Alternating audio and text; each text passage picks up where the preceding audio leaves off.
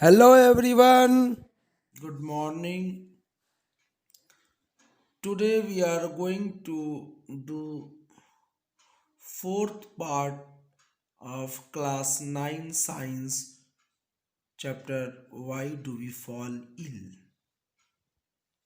तो आज मैं आप लोगों को हिंदी में समझाने वाला हूँ। हम लोगों ने पिछले वीडियो 1, 2 और 3 में बहुत सारी बातें देखी। आज हम लोग ये देखेंगे कि ये tissue species effects of infection this disease जो होगा, there will be other common effects too. इसके अलावे कॉमन इफेक्ट्स भी होगा। मोस्ट ऑफ द ये कॉमन इफेक्ट जो होता है, कॉमन मतलब जो कि आमतौर पे पाया जाता है, ये कॉमन इफेक्ट जो होगा डिपेंड करता है इस बात पर कि बॉडी का इम्यून सिस्टम एक्टिवेटेड हुआ, कैसा एक्टिवेटेड हुआ, कितना एक्टिवेटेड हुआ किसी भी इन्फेक्शन के रेस्पॉन्स में। जो एक्टिव इम्यून सिस्टम होगा वो तुरंत जो है बहुत सारे सेल्स को रिक्रूट कर देगा, यानी कि बहाल कर देगा, लगा देगा कि चलो जिस बीमारी को कॉज करने वाला माइक्रोब अंदर आ गया है उसको मार डालो। इस रिक्रूटमेंट प्रोसेस को हम लोग इन्फ्लेमेशन कहते हैं। As a part of this process there are local effects.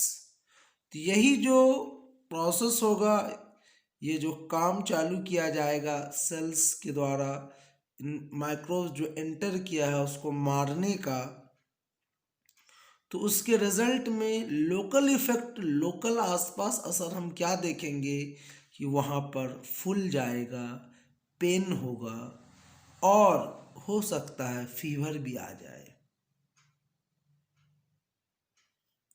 तो इस तरह के रिक्रूटमेंट प्रोसेस को हम लोग इन्फ्लेमेशन कहते हैं। कुछ कुछ केसेस में ये tissue specificity of the infection leads to very general seeming effects, बहुत ही साधारण इफेक्ट्स। जैसे कि HIV इन्फेक्शन में वायरस जो है चला जाता है इम्यून सिस्टम में और डैमेज कर देता है इम्यून सिस्टम के फंक्शनिंग को ही। इसलिए many of the effects of HIV/AIDS are because the body can no longer fight off the minor infections। इसलिए यहाँ पे हम कह सकते हैं कि जब भी किसी व्यक्ति को HIV/AIDS होता है तो चूंकि उसका इम्यून सिस्टम डैमेज कर दिया गया है, तो वो इंसान HIV/AIDS से तो नहीं मर रहा है, लेकिन बाकी दूसरे रीजन से, दूसरे छोटे मोटे बीमारी से भी मर जाएगा, क्योंकि उसके शरीर के अंदर जो ताकत है, जो क्षमता है बीमारी से लड़ने का, वो क्षमता ही खत्म हो गया। छोटे छोटे बीमारी से, यहाँ तक कि small cold can become pneumonia. एक माइनर गट इन्फेक्शन से उसको डायरिया हो सकता है।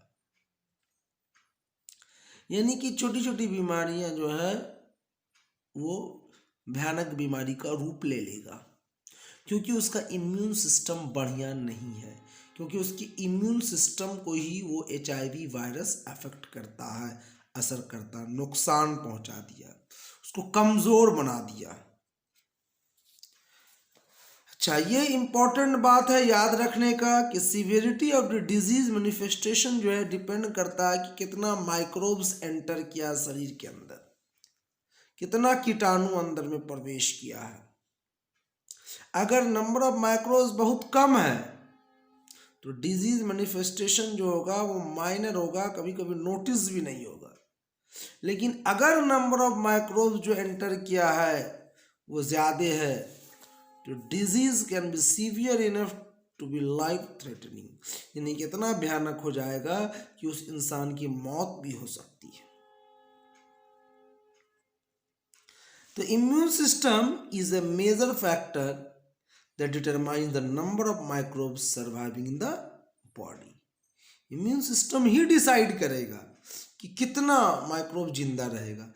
जिसका एक्टिव इम्यून सिस्टम होगा, बढ़िया इम्यून सिस्टम होगा, तो बहुत कम नंबर ऑफ माइक्रोब जिंदा रहेगा, सब मर जाएगा, सबको मार देगा। लेकिन अगर उसका इम्यून सिस्टम कमजोर होगा तो ज्यादा नंबर जो है माइक्रोब जिंदा रहेंगे और इस तरह से बीमारी होने का चांस बढ़ जाएगा। अब हम लोग आते हैं नेक्स्ट टॉपिक पे कि प्रिंसिपल्स ऑफ ट्रीटमेंट। यहां हम लोगों से क्वेश्चन पूछा गया है कि जब हम बीमार पड़ते हैं तो हमारे परिवार के लोग, हमारे फैमिली मेंबर्स क्या स्टेप्स लेते हैं। क्या आप कभी सोचे हैं कि हम लोगों को डॉक्टर या हमारे परिवार के लोग क्यों बोलते हैं कि आप थोड़ा आराम कीजिए? क्यों हम लोगों को बोला जाता है बेटर स्लीप लेने के लिए? कब हम लोगों को दवा दी जाती है? तो हम लोग ये देखेंगे कि अभी तक हम लोगों ने जो भी चीज़ पढ़ा उसके आधार पर हम ये कह सकते हैं कि इन्फेक्शियस डिजीज़ को, ऐसी बीमारियां जो कि फैलती है एक लोगों से दूसरे लोगों तक, वैसी बीमारियों को ट्रीट करने का दो तरीका है, 2 वेज है। एक तो है कि उसके असर को कम कर देना, और दूसरा है कि जो माइक्रोब, जो कीटाणु, जो वायरस, जो बैक्टीरिया उस बीमारी को कर रहा है, ये बीमारी के लिए रिस्पॉन्सिबल है, उसी को खत्म कर देना।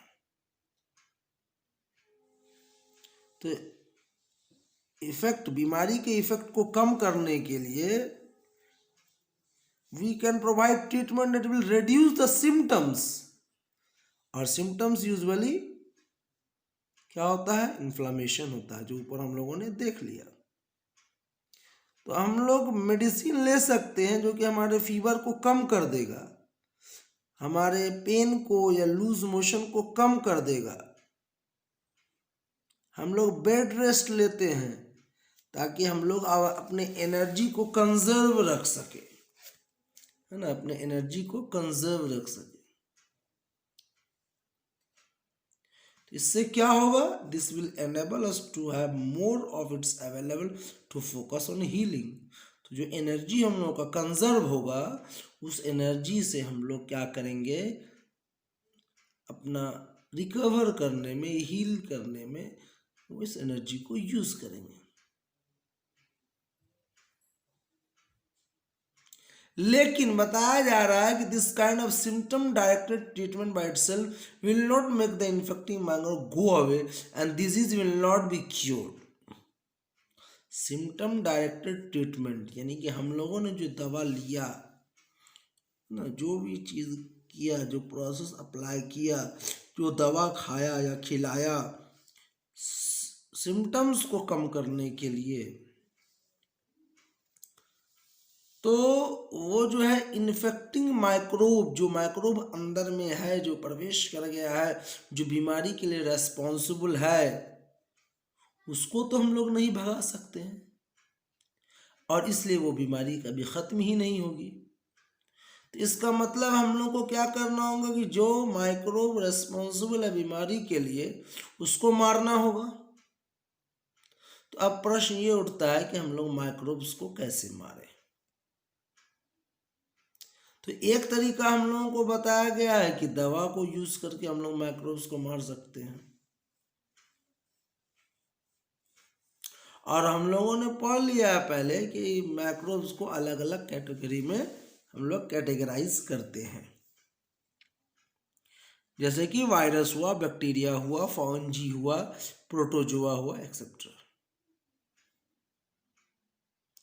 और हर ग्रुप ऑफ ऑर्गेनिज्म का जो होगा कुछ एसेंशियल बायोकेमिकल लाइफ प्रोसेस होता है जो कि पिक्यूलियर होता है उस ग्रुप के लिए, और दूसरे ग्रुप्स में वो शेयर नहीं करता है। यानी कि सिर्फ वही ग्रुप जो है उस तरह के प्रॉपर्टी को रखता है, दूसरे ग्रुप में वैसा प्रॉपर्टी हो सकता है नहीं पाया जाए। और यही प्रोसेस जो होगा, पाथवेज होगा नई चीज को सिंथेसिस करने का, या रेस्पिरेशन का।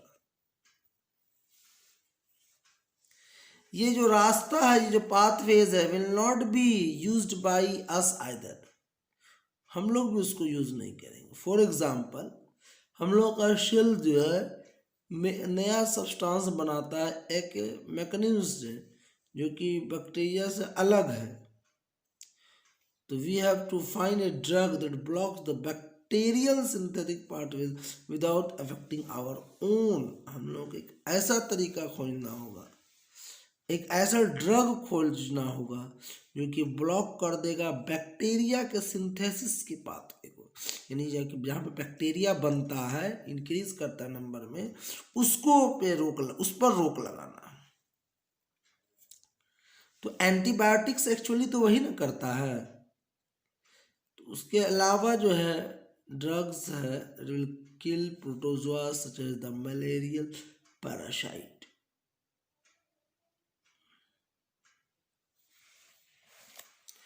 अब हम लोग ये समझेंगे कि ये एंटीवायरल मेडिसिन बनाना इतना टफ क्यों है। Why making antiviral medicine is harder antibacterial medicine के कंपैरिजन में। आखिर एंटीबैक्टीरियल मेडिसिन बना लेते हैं, लेकिन एंटीवायरल मेडिसिन बनाना इतना डिफिकल्ट क्यों है। तो हम लोग ये देखेंगे कि हर ऑर्गेनिज्म में हो, चाहे बैक्टीरिया हो या वायरस हो, उसका एक तरीका है, एक बायोकेमिकल मैकेनिज्म है।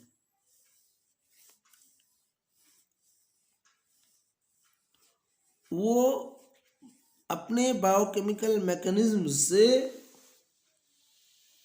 अपने आप को बचाता है।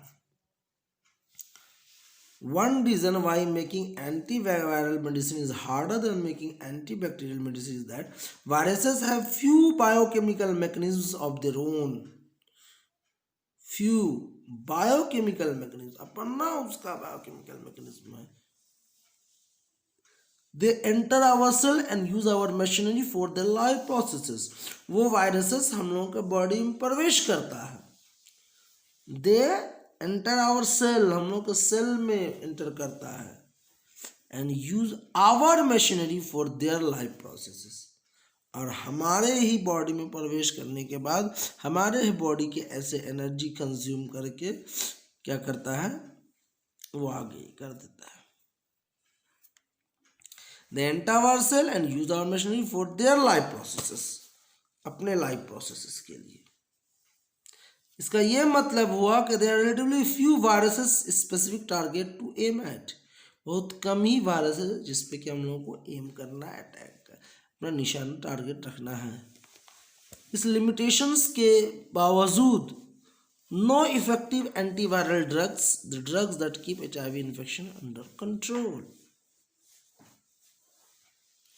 बताया जा रहा है इतने लिमिटेशंस के बावजूद, इतने बाधाओं के अलावा भी, के साथ साथ, है ना, इतने बाधा होने के बावजूद there are no effective antiviral drugs despite the limitation, there are effective antiviral drugs that keep the HIV infection under control.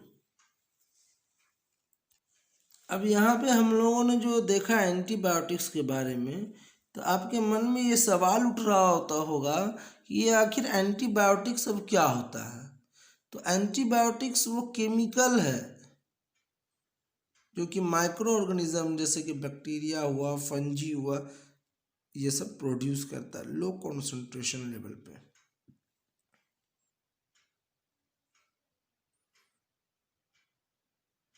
और वो केमिकल जो है क्या करता है, उसके अंदर ताकत है कि डिस्ट्रॉय कर देगा, मार देगा या कम कर देगा किसी भी पैथोजन के ग्रोथ को, है ना। जो फर्स्ट सबसे पहला जो एंटीबायोटिक हम लोग जानते हैं वो पेनिसिलिन है। तो डेफिनेशन क्या लिखेंगे आप एंटीबायोटिक्स का? Antibiotics are chemicals produced by micro organisms mainly bacteria and fungi which at low concentration levels have the ability to destroy or inhibit the growth of pathogens.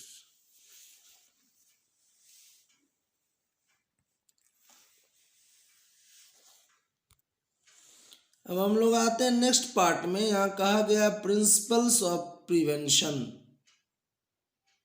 है ना, डिजीज को prevent करने के लिए, रोकने के लिए क्या प्रिंसिपल है। तो अभी तक हम लोगों ने जो भी बातें की वो ये था कि हम लोग कैसे किसी भी इन्फेक्शन से अपने आप को बचाएं।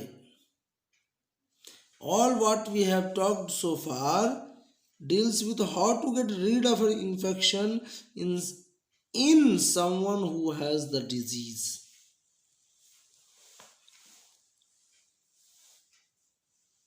हम लोग कैसे अपने आप को बचें, how to get rid of an infection in someone who has the disease, ऐसे लोग जिसके अंदर वो बीमारी है।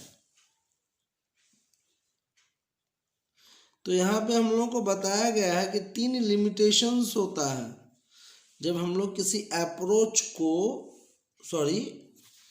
जब हम लोग किसी भी चीज़, कोई बीमारी को ख़त्म करने का, किसी बीमारी को रोकने का प्रयास करेंगे, है ना, किसी भी इन्फेक्शियस डिजीज़ को ट्रीट करने का प्रयास करेंगे, तो उसमें 3 लिमिटेशंस पाया जाता है। पहला लिमिटेशन कि अगर कोई किसी व्यक्ति को कोई बीमारी हुई है तो हो सकता है उसका बॉडी फंक्शन जो है कि डैमेज हो जाए और वो कभी भी ठीक नहीं हो। दूसरा क्या हो सकता है कि बीमारी को ट्रीट करने में तो समय लगेगा। इसका मतलब ये हुआ कि जो भी उस बीमारी से सफ़र कर रहा है is likely to be bedridden for some time. हो सकता है कि उसको कुछ समय तक बिस्तर में रहना पड़े, कुछ समय तक उसको बिस्तर में रहना पड़ेगा for some time, even if we can give proper treatment. अच्छा ट्रीटमेंट देने के बावजूद भी उसको कुछ समय तक बिस्तर पे ही रहना होगा। और तीसरा लिमिटेशन क्या है कि जो इंसान उस इन्फेक्शियस डिजीज से सफ़र कर रहा है वो एक मीडियम बन जाएगा, है ना, वो क्या करेगा, एक मीडियम बन जाएगा उसी बीमारी को और दूसरे लोगों तक फैलाने में। तो बात ये होगी कि this leads to multiplication of the above difficulties, और it is because of such reason the prevention of disease is better than cure. और भी बहुत सारी बातें हैं, लेकिन हम लोग इसकी कंक्लूजन पे ये पहुंचते हैं कि किसी भी बीमारी से बचना वो बेटर है कि हम बैठकर उसका क्योर करवाएं। Remaining part of this chapter we will see in the last video. Till then, you all study nicely. Wish you all the best. Thank you.